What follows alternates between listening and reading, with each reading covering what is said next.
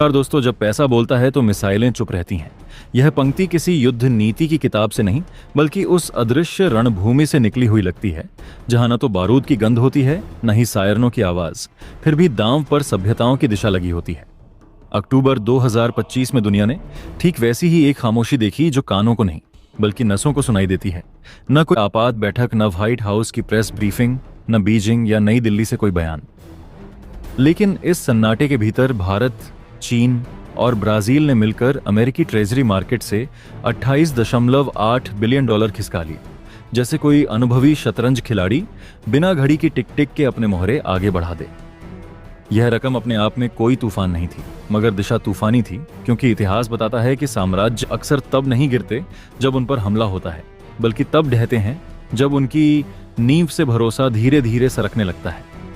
America की ताकत को लेकर दुनिया को एक भ्रम रहा है कि वह टैंकों, एयरक्राफ्ट कैरियर और फाइटर जेट्स से चलती है, जबकि सच्चाई ये है कि उसकी असली रीढ़ें डॉलर है और डॉलर की हड्डियां यूएस ट्रेजरी बॉन्ड से बनी हैं। अगर यह रीढ़ झुकने लगे तो सबसे आधुनिक हथियार भी बोझ बन जाते हैं। इसीलिए यह सवाल महज एक आर्थिक आंकड़े का नहीं, बल्कि उस कहानी का है जिसे भविष्य की पीढ़ियां शायद यह कहकर याद करेंगी कि यहीं से डॉलर की पकड़ ढीली पड़नी शुरू हुई थी। दिलचस्प यह है कि यह कोई खुला विद्रोह नहीं था, न ब्रिक्स की कोई धमाकेदार घोषणा, न डीडॉलराइजेशन का नारा, बस एक सधे हुए कदम की तरह, जहां खरीदार चुपचाप कम हुए और बेचने वाले बिना शोर के निकल गए। ट्रेजरी मार्केट में हर डॉलर एक विश्वास का वोट होता है, और जब बड़े खिलाड़ी एक साथ मतदान बदलते हैं तो संकेत किसी भाषण से कहीं ज्यादा तेज होते हैं वॉल स्ट्रीट की चमकदार स्क्रीन पर। यह बस एक लाइन आइटम थी, लेकिन पर्दे के पीछे यह एक चेतावनी थी कि दुनिया अब सिर्फ अमेरिकी घाटे को फंड करने के लिए कतार में खड़ी नहीं रहना चाहती। चीन के लिए यह रणनीतिक जोखिम प्रबंधन था, भारत के लिए बहुध्रुवीय संतुलन की तैयारी और ब्राजील के लिए वित्तीय संप्रभुता की खोज। तीनों के कारण अलग थे, मगर दिशा एक यह वही दिशा थी जहां रिजर्व धीरे धीरे विविधीकृत होते हैं, स्वैप लाइनें मजबूत होती हैं, स्थानीय मुद्राओं में व्यापार के प्रयोग बढ़ते हैं और डॉलर की सर्वव्यापकता पहली बार सवालों के घेरे में आती है। और सबसे सस्पेंस भरी बात यह सब बिना किसी घोषणा के हुआ, क्योंकि असली ताकत को शोर की जरूरत नहीं होती। शोर अक्सर असुरक्षा की निशानी होता है। इस खामोशी में अमेरिकी ट्रेजरी की यील्ड्स ने हल्की सी करवट ली। फेड के गलियारों में फाइलें थोड़ी देर ज्यादा खुली रहीं और नीति निर्माताओं ने वही पुराना सवाल नए अंदाज में पूछा, अगर दुनिया ने भरोसा कम कर दिया तो विकल्प क्या है? क्योंकि डॉलर सिर्फ एक मुद्रा नहीं, यह एक व्यवस्था है, और व्यवस्था तब तक चलती है जब तक बाकी दुनिया उसे अपनी सुविधा समझती है। अक्टूबर 2025 की वह रात इसलिए खतरनाक नहीं थी कि कुछ अरब डॉलर निकाले गए, बल्कि इसलिए कि पहली बार निकासी एक संकेत बन गई, एक ऐसा संकेत जिसे नजरअंदाज करना आसान है लेकिन समझना जरूरी। शायद यही वजह है कि मिसाइलें चुप रहीं, क्योंकि असली लड़ाई कहीं और लड़ी जा रही थी, बॉन्ड के पन्नों में, रिजर्व के आंकड़ों में और उन निर्णयों में जो कैमरों से दूर लिए जाते हैं। अगर ये शुरुआत है तो ये कहानी धीरे धीरे आगे बढ़ेगी, बिना शोर, बिना धमाके, और एक दिन जब दुनिया पीछे मुड़कर देखेगी तो शायद कहेगी, साम्राज्य तब नहीं हिलता जब सीमा पर तनाव होता है, बल्कि तब हिलता है जब उसके भरोसे की जमीन खिसकने लगती है। तो चलिए पूरी डेवलपमेंट को समझते हैं कि आखिरकार इस बड़े बदलाव की नियम को अंजाम कैसे दिया जा रहा है। लेकिन आगे बढ़ने से पहले इस वीडियो को लाइक करके चैनल को सब्सक्राइब जरूर कर लीजिए, क्योंकि आपके लिए तो 1 सेकंड का काम है, लेकिन इससे हमारी बहुत बड़ी मदद होती है। दरअसल देखा जाए तो पूरी दुनिया अपना पैसा, अपना रिजर्व और अपने बुरे वक्त की जमा पूंजी अमेरिकी ट्रेजरी में रखती आई है, क्योंकि दशकों से यह भरोसा रहा है कि अगर पूरी दुनिया डूब भी जाए तो अमेरिका नहीं डूबेगा। अब जरा सोचिए, अगर वही देश जो सालों से इस सिस्टम को चला रहे थे धीरे धीरे बाहर निकलने लगे, तो इसका मतलब सिर्फ आर्थिक बदलाव नहीं, बल्कि सत्ता की दिशा बदलना भी होता है, और यही बदलाव अब दिखने लगा है। 18 दिसंबर 2025 को नीदरलैंड के बड़े बैंक आईएनजी की एक रिपोर्ट सामने आती है। रिपोर्ट में कोई क्रांतिकारी भाषा नहीं है, कोई सनसनीखेज दावा भी नहीं है, बस एक सीधी सी बात कही जाती है कि ब्रिक्स देशों द्वारा अमेरिकी ट्रेजरी होल्डिंग्स में गिरावट अब एक स्थायी ट्रेंड बनती दिख रही है। स्थायी ट्रेंड यानी यह एक बार 2025 को नीदरलैंड के बड़े बैंक आईएनजी की एक रिपोर्ट सामने आती है। रिपोर्ट में कोई क्रांतिकारी भाषा नहीं है, कोई सनसनीखेज दावा भी नहीं है, बस एक सीधी सी बात कही जाती है कि ब्रिक्स देशों द्वारा अमेरिकी ट्रेजरी होल्डिंग्स में गिरावट अब एक स्थायी ट्रेंड बनती दिख रही है। स्थायी ट्रेंड यानी यह एक बार की घटना नहीं है, यह किसी चुनाव का असर नहीं है, किसी अफवाह का नतीजा नहीं है, बल्कि ये एक ऐसी दिशा है जो लगातार आगे बढ़ रही है। और जब डाटा बोलता है तो शोर अपने आप बेईमानी हो जाता है। और ING थिंक टैंक की एक रिपोर्ट में आप साफ साफ देख सकते हैं कि यहाँ एक्सपर्ट द्वारा ये बात कही जा रही है कि ये कोई एक दिन का नहीं, बल्कि हर रोज का ट्रेंड्स हो गया है कि ब्रिक्स चुपचाप US ट्रेजरी मार्केट को छोड़ रहे हैं। अब जरा आंकड़ों पर आते हैं, क्योंकि यहां भावनाओं से ज्यादा वजन नंबरों का है। ING की रिपोर्ट के मुताबिक सिर्फ एक महीने के भीतर चीन ने करीब 11.8 अरब डॉलर के US ट्रेजरी बॉन्ड बेचे, भारत ने लगभग 12 अरब डॉलर का एक्सपोजर कम किया और ब्राजील ने सबसे बड़ा कदम उठाते हुए करीब 5 अरब डॉलर की ट्रेजरी होल्डिंग्स घटा दी। दरअसल जब हम आज की वैश्विक अर्थव्यवस्था को देखते हैं तो यह सिर्फ ब्याज दरों, बॉन्ड यील्ड या करेंसी फ्लो की कहानी नहीं रह जाती, बल्कि यह भरोसे, डर, शक्ति और भविष्य की दिशा की कहानी बन जाती है। और इसी कहानी की रीढ़ दशकों तक अमेरिकी ट्रेजरी रही है, एक ऐसा सेफ हेवन जिसे दुनिया ने अपने सबसे बुरे वक्त के लिए बचा कर रखा, जहां युद्ध हो, तेल संकट हो, एशियाई फाइनेंशियल क्राइसिस हो, 2008 का ग्लोबल मेल्टडाउन हो या कोविड जैसी महामारी। हर बार दुनिया ने यही माना कि अगर सब कुछ हिल भी जाए तो अमेरिकी ट्रेजरी अपनी जगह अडिग रहेगी, क्योंकि उसके पीछे सिर्फ अमेरिकी अर्थव्यवस्था नहीं, बल्कि अमेरिकी सत्ता, उसकी सैन्य ताकत, उसकी राजनीतिक पकड़ और डॉलर का वर्चस्व खड़ा था। लेकिन अब यही विश्वास धीरे धीरे दरकता दिख रहा है, और यह दरार किसी भावनात्मक भाषण से नहीं, बल्कि ठंडे, सख्त और बेरहम आंकड़ों से सामने आ रही है। जहां 18 दिसंबर 2025 को नीदरलैंड के बड़े बैंक ING की रिपोर्ट एक तरह से इस बदलते युग की मूक घोषणा बन जाती है, बिना शोर, बिना नारे, बिना किसी क्रांतिकारी शब्दावली के, बस एक सीधी सी बात कहती है कि ब्रिक्स देशों द्वारा अमेरिकी ट्रेजरी होल्डिंग्स में गिरावट अब एक अस्थायी प्रतिक्रिया नहीं, बल्कि एक स्थायी ट्रेंड का रूप ले चुकी है। और स्थायी ट्रेंड का मतलब होता है कि यह किसी चुनावी चक्र का नतीजा नहीं है, यह किसी राष्ट्रपति के बयान से पैदा हुई घबराहट नहीं है, यह किसी एक युद्ध या प्रतिबंध की अस्थायी प्रतिक्रिया नहीं है,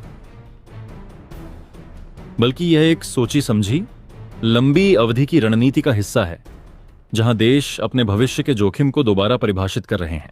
और जब ING जैसे थिंक टैंक ये कहते हैं कि ब्रिक्स चुपचाप लेकिन लगातार US ट्रेजरी मार्केट से बाहर निकल रहे हैं, तो इसका मतलब ये होता है कि असली बदलाव कैमरों के सामने नहीं, बल्कि बैलेंस शीट्स में हो रहा है, क्योंकि सत्ता का असली खेल आज टैंकों से ज्यादा ट्रेजरी अकाउंट्स में लड़ा जा रहा है। और जैसे ही हम आंकड़ों की ठंडी जमीन पर उतरते हैं, भावनाओं की सारी बहस खुद ब खुद कमजोर पड़ने लगती है। जहां रिपोर्ट बताती है कि महज एक महीने के भीतर चीन ने लगभग 11.8 अरब डॉलर के US ट्रेजरी बॉन्ड बेच दिए, भारत ने करीब 12 अरब डॉलर का एक्सपोजर कम किया और ब्राजील ने लगभग 5 अरब डॉलर की होल्डिंग्स घटाकर यह साफ कर दिया कि यह कदम प्रतीकात्मक नहीं, बल्कि रणनीतिक है, क्योंकि ये तीनों देश अलग अलग राजनीतिक सिस्टम, अलग अलग विकास स्तर और अलग अलग विदेश नीति रखते हुए भी एक ही दिशा में कदम बढ़ा रहे हैं। और यही वह बिंदु है जहां ये कहानी सिर्फ अर्थशास्त्र की नहीं, बल्कि भू राजनीति की बन जाती है, क्योंकि जब रिजर्व बदले जाते हैं तो गठबंधन भी बदलते हैं, और जब दुनिया का बड़ा हिस्सा यह तय करने लगे कि उसके विदेशी मुद्रा भंडार का बड़ा हिस्सा अब अमेरिकी कर्ज में नहीं, बल्कि सोने, स्थानीय मुद्राओं, आपसी व्यापार समझौतों या वैकल्पिक एसेट्स में रहेगा, तो इसका सीधा मतलब यह होता है कि अमेरिका की वह अदृश्य शक्ति, जिसे डॉलर हेजेमनी कहा जाता है, धीरे धीरे चुनौती के घेरे में आ रही है। और यह चुनौती बंदूक की नोक पर नहीं, बल्कि अकाउंटिंग एंट्री के जरिए दी जा रही है, जहां चीन के लिए यह कदम सिर्फ आर्थिक नहीं, बल्कि रणनीतिक सुरक्षा का सवाल है, क्योंकि वह पहले ही देख चुका है कि कैसे जियोपॉलिटिकल टकराव के वक्त डॉलर और ट्रेजरी को हथियार की तरह इस्तेमाल किया जा सकता है। भारत के लिए यह कदम एक संतुलन साधने की कोशिश है, जहां वह पश्चिमी सिस्टम से पूरी तरह अलग भी नहीं होना चाहता, लेकिन अपने रणनीतिक स्वायत्तता के सिद्धांत से समझौता भी नहीं करना चाहता। और ब्राजील के लिए यह कदम उस लैटिन अमेरिकी सोच का विस्तार है जो अब एक ध्रुवीय दुनिया के बजाय बहुध्रुवीय व्यवस्था में अपनी जगह तलाश रही है। और यहीं से यह बहस और गहरी हो जाती है कि अगर ब्रिक्स जैसे देश, जिनकी आबादी दुनिया की लगभग आधी है और जो वैश्विक विकास का बड़ा इंजन है, अगर वे अपने रिजर्व मैनेजमेंट में अमेरिकी ट्रेजरी को धीरे धीरे साइडलाइन करने लगे, तो इसका असर सिर्फ यील्ड्स या डॉलर इंडेक्स तक सीमित नहीं रहेगा, बल्कि यह वैश्विक सत्ता संतुलन को नई दिशा देगा। क्योंकि अब तक अमेरिका का सबसे बड़ा हथियार यह रहा है कि वह अपने घाटे को भी दुनिया के पैसे से फंड कर सकता था, और अमेरिकी ट्रेजरी की भारी मांग ने उसे यह सुविधा दी कि वह बिना ज्यादा दर्द महसूस किए कर्ज लेता रहे। लेकिन जैसे जैसे यह मांग कमजोर होगी, वैसे वैसे अमेरिका को अपने खर्च, अपनी नीतियों और अपनी वैश्विक भूमिका पर दोबारा सोचने के लिए मजबूर होना पड़ेगा। और यही वह बिंदु है जहां यह ट्रेंड सिर्फ आर्थिक नहीं बल्कि वैचारिक बन जाता है, क्योंकि यह उस धारणा को चुनौती देता है कि अमेरिका हमेशा अंतिम सहारा रहेगा। और जैसे ही यह धारणा कमजोर होती है, वैसे ही दुनिया के देश अपने अपने तरीके से वैकल्पिक संरचनाएं खड़ी करने लगते हैं, चाहे वह ब्रिक्स बैंक हो, न्यू डेवलपमेंट बैंक हो, स्थानीय मुद्राओं में व्यापार की बढ़ती हिस्सेदारी हो या सोने के भंडार में तेज इजाफा। और यह सब मिलकर एक ऐसे भविष्य की ओर इशारा करता है जहां जोखिम का केंद्रीकरण नहीं बल्कि विकेंद्रीकरण होगा, जहां एक ही देश की वित्तीय स्थिरता पर पूरी दुनिया का भविष्य निर्भर नहीं रहेगा। और शायद यही वजह है कि ING की रिपोर्ट में कोई नाटकीय भाषा नहीं है, क्योंकि असली बदलाव अक्सर चुपचाप होते हैं। वे सुर्खियां नहीं बनाते, वे सोशल मीडिया पर ट्रेंड नहीं करते, लेकिन वे इतिहास की दिशा बदल देते हैं। और आज जो हम ब्रिक्स द्वारा US ट्रेजरी से धीरे धीरे बाहर निकलने के रूप में देख रहे हैं, वह दरअसल उस लंबे संक्रमण का हिस्सा है जहां दुनिया एक नई आर्थिक व्याकरण लिख रही है, जिसमें डॉलर अब अकेला केंद्र नहीं रहेगा, अमेरिका अब अकेला सुरक्षित किला नहीं रहेगा, और शक्ति का मतलब सिर्फ सैन्य ताकत नहीं बल्कि वित्तीय विकल्पों की विविधता होगा।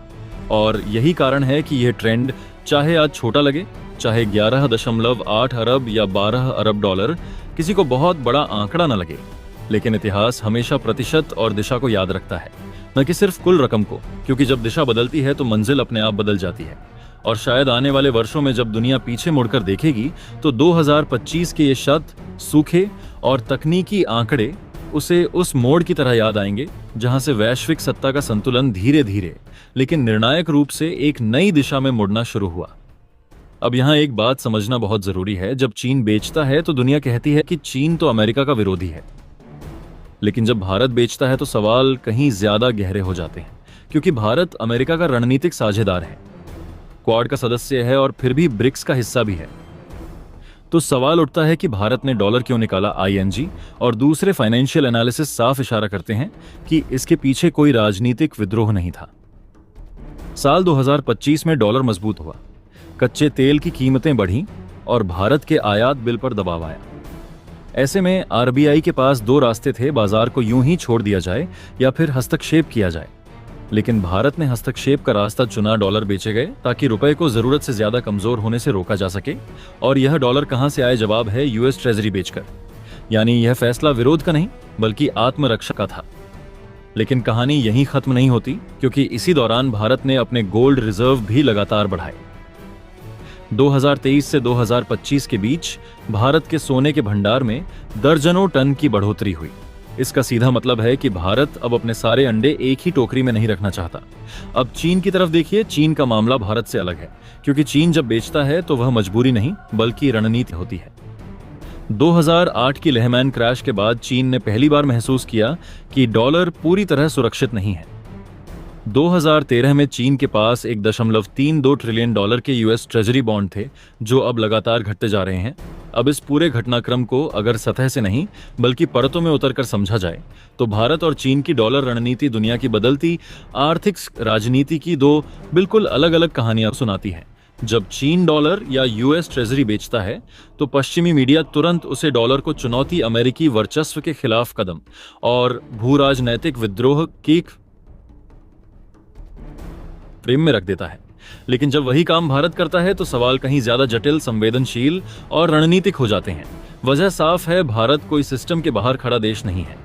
भारत अमेरिका का रणनीतिक साझेदार है, क्वाड का सक्रिय सदस्य है, हिंद प्रशांत रणनीति का अहम स्तंभ है, लेकिन साथ ही ब्रिक्स का भी हिस्सा है, ग्लोबल साउथ की आवाज भी है और मल्टी अलाइनमेंट की नीति पर चलने वाला देश भी है। ऐसे में भारत द्वारा डॉलर बेचना एक साधारण आर्थिक लेन देन नहीं रह जाता, बल्कि उसे भू राजनीति, विश्वास, साझेदारी और भविष्य की दिशा से जोड़कर देखा जाता है। सबसे पहले यह समझना जरूरी है कि भारत ने डॉलर क्यों निकाला। कई अंतर्राष्ट्रीय फाइनेंशियल एनालिसिस जिनमें ING जैसी प्रतिष्ठित संस्थाएं शामिल हैं, इस बात पर लगभग एकमत हैं कि 2025 में भारत का कदम किसी राजनीतिक विद्रोह या अमेरिकी वित्तीय व्यवस्था को चुनौती देने के इरादे से प्रेरित नहीं था। 2025 का वैश्विक आर्थिक माहौल भारत 2025 का वैश्विक आर्थिक माहौल भारत के लिए आसान नहीं था। डॉलर इंडेक्स मजबूत हो रहा था, अमेरिकी ब्याज दरें अपेक्षाकृत ऊंचे स्तर पर बनी हुई थीं, कच्चे तेल की कीमतों में उछाल आया था और इसका सीधा असर भारत के आयात बिल पर पड़ रहा था। भारत जैसा देश जिसकी ऊर्जा जरूरतों का बड़ा हिस्सा आयात पर निर्भर है, उसके लिए रुपये पर दबाव बढ़ना स्वाभाविक था। रुपये की कमजोरी सिर्फ एक मुद्रा का गिरना नहीं होती, यह महंगाई, चालू खाते के घाटे, विदेशी निवेशकों के भरोसे और घरेलू आर्थिक स्थिरता से जुड़ा सवाल बन जाती है।